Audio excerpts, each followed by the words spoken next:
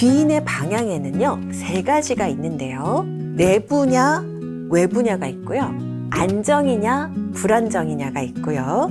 전반적인가, 특수적인가가 있습니다. 내부 귀인이라 함은 내 자신의 특성, 성격, 취향 이런 부분에 원인을 돌리는 것을 내부 귀인이라고 하고요. 이 행위자의 밖의 상황, 혹은 타인 이렇게 귀인하는 것을 외부 귀인이라고 합니다. 또 귀인의 방향에는 안정과 불안정이 있는데요.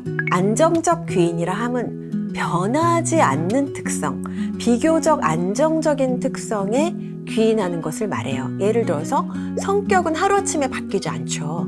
그런데 기분은 하루에도 여러 번씩 바뀔 수 있죠. 이렇게 하루에도 여러 번씩 바뀔 수 있는 불안정한 요인에 귀인하는 것을 불안정적 귀인이라고 합니다.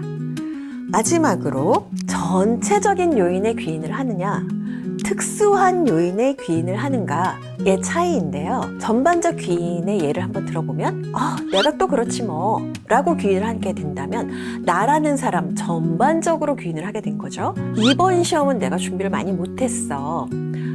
특수한 어떠한 사항에 귀인하는 것을 특수적 귀인이라고 합니다.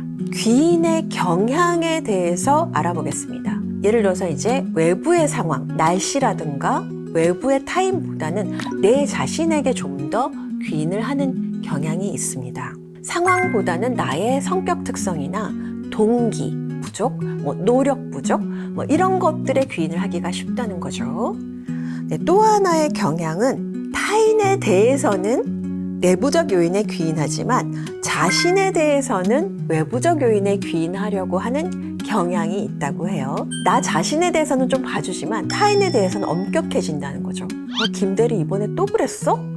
왜 또 지각이야? 라고 하고 그 사람의 어떤 내부적 요인에 귀인하려는 경향이 있다고 하죠. 근데 내가 똑같이 지각을 했어요. 그러면 이번에 지하철이 늦게 왔잖아 라고 외부적 상황에 귀인하려는 경향이 있습니다. 일반적인 경우에요. 또한 할인 효과라는 게 있는데요. 할인 효과는 타인의 행동이 원래는 내부적 요인에 의해서 일어났다라고 생각을 했는데 그게 나중에 알고 보니 외부적 압력에 의해서 일어났다는 걸 알게 되면 내부적 요인의 역할을 삭감시켜주는, 할인시켜주는 그런 부분을 할인 효과라고 합니다. 그래서 외부적 압력의 영향을 알게 되면 그 다음부터는 그 사람의 내부적 요인을 할인시켜서 그렇게 그 사람에 대해서 평가를 하게 되죠. 또 한 가지 알아두셔야 할 것은 방어적 귀인이라는 것인데요. 행동의 결과가 좋으면 내부적 요인에 귀인을 하고 결과가 나쁘면 외부적 귀인을 한다는 거죠.